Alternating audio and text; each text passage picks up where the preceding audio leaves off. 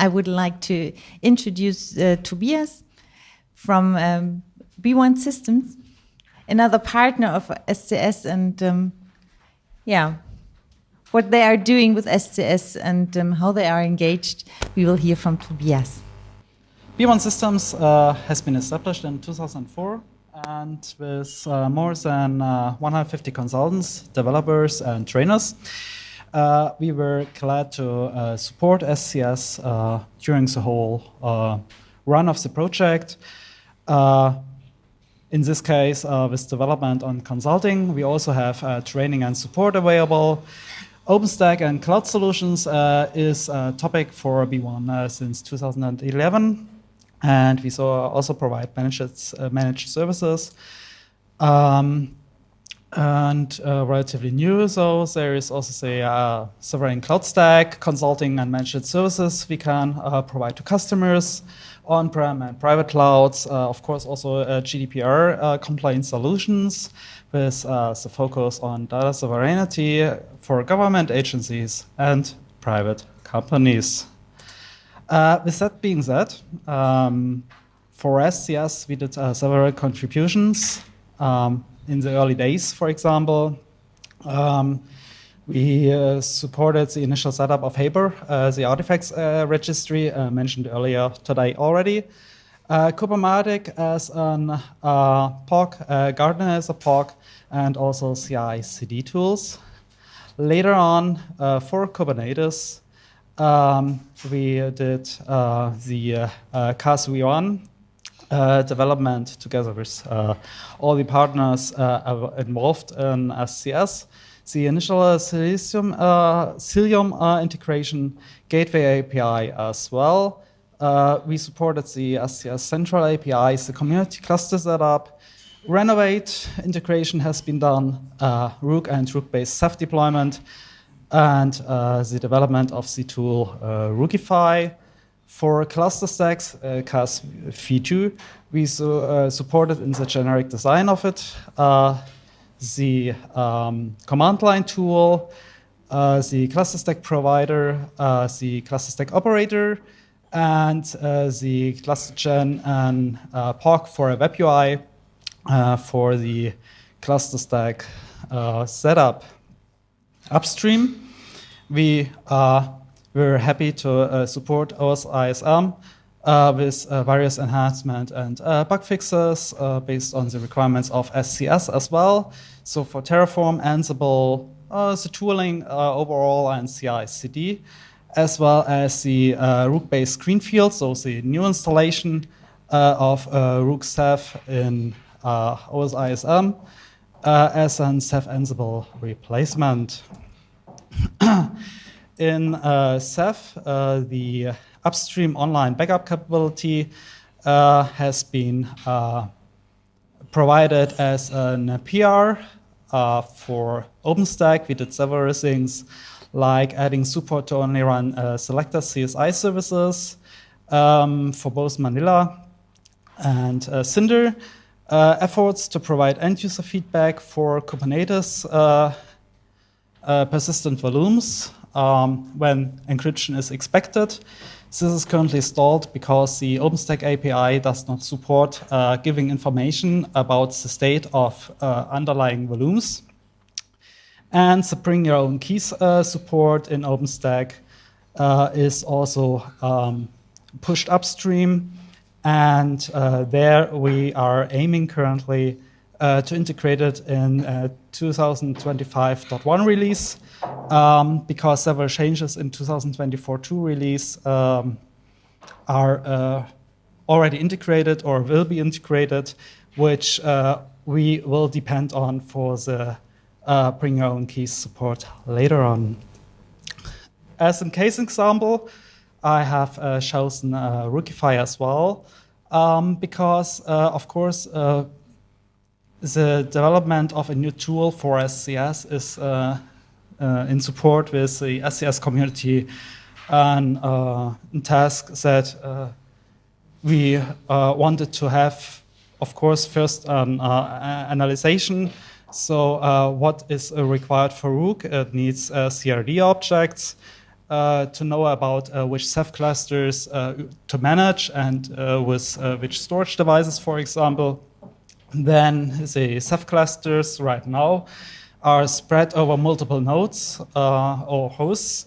They might be even different one based on the services they provide. So, for example, OSDs or MONs. And the OSISM testbed setups, for example, have 3 hosts that are used for all the services. The most important question in the beginning was, is there already a tool we can use or adapt and customize for our needs? And after feedback from the Root community as well, the simple answer was no, there is nothing.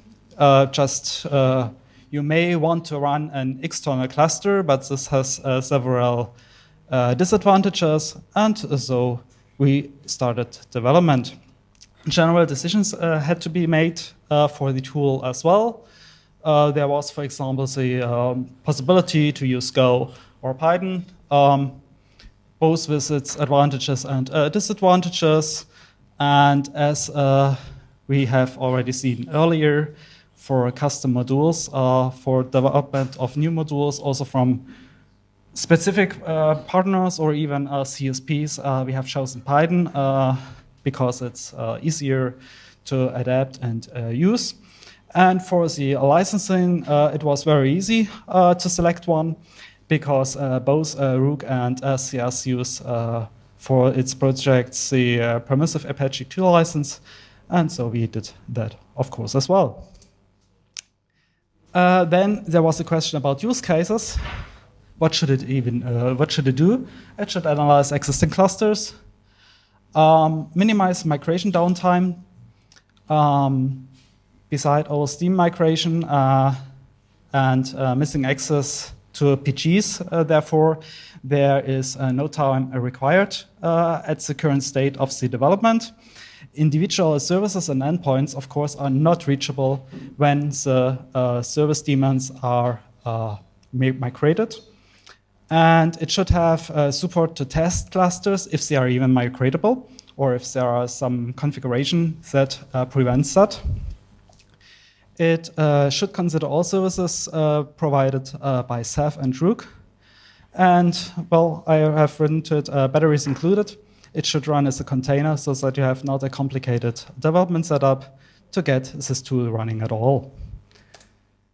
There was a question about design principles, like the KISS principle, which has been chosen just to not over-engineer the tool, and SOLID, which means it's an acronym for different things, like there should be a signal responsibility.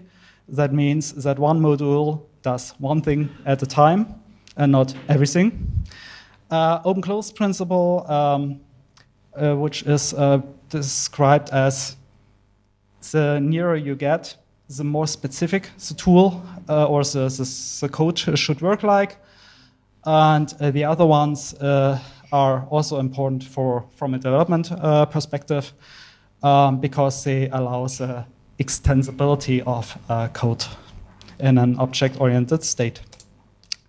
The prototype has been developed by a colleague, Eike Wald, which developed it as bash scripts first and required initially a downtime of the whole Ceph cluster with only simple configuration analysis.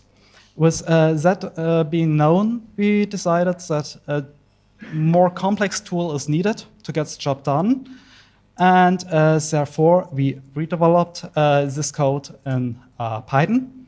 And at the moment, we have already achieved the MVP state, so that if you today get the code from GitHub, you can run it on your, please use a test infrastructure at the moment, at your infrastructure. And most likely, it will migrate your code, your Ceph cluster.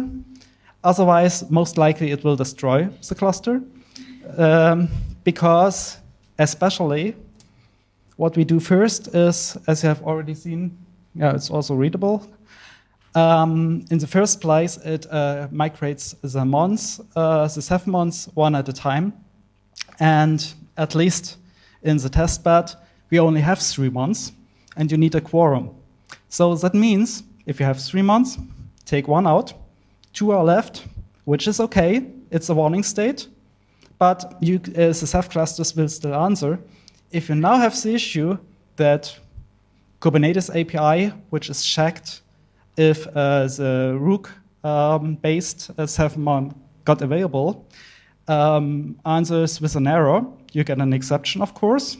And with that exception, you might want to restart the tool, but you do not know if it already deactivated the second Ceph-mon. So you have only 1 mon left. And that mon is still running, and it knows, well, there's a Ceph cluster, but I do not answer anymore to any requests from outside, because I need at least 1 additional node or host to have a quorum and to work. And of course, that's the state where your cluster is broken. And the original Ceph mons are deleted from the quorum. And the bad thing is that if you try to rejoin it, the Ceph mon knows that it has been deleted. So it just says, well, I have been deleted already, so I do suicide. Bye-bye. And so you cannot re-add the original Ceph-mon daemon, and that's the state where your cluster is broken. So if you are over this state, you have a high percentage that migration will work as expected.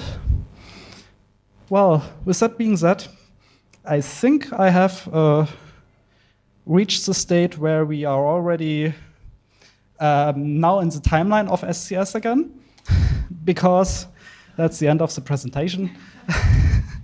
If you have any questions, please feel free to answer during the rest of the day. Yes? If I understand correctly, you disable one mon and then you spawn a new one in the Kubernetes, and if that connection is broken, then there is perhaps a problem if the second one fails as well. So why don't you add a fourth mon first before you disable the third one? Why not add more until like F5 or whatever? The question is, if you have 3 months only, if it would be possible to add a new mon before deleting the old one.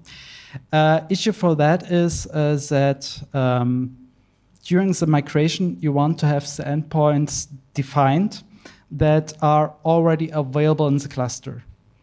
That means that the ports are still in use on the original host, and you have to deactivate it on the original host before spawning a new one.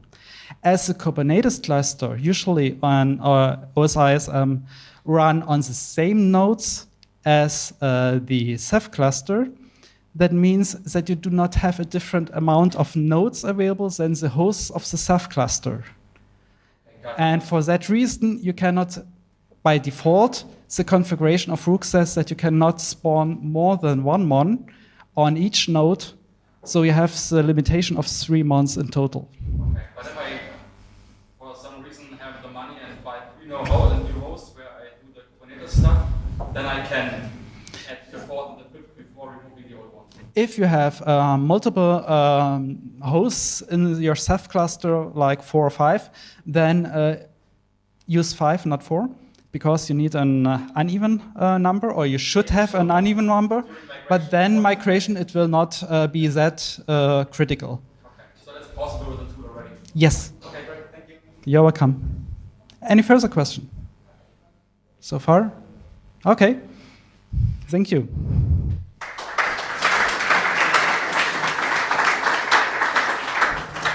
So you did all the moderation for yourself. Thank you for that.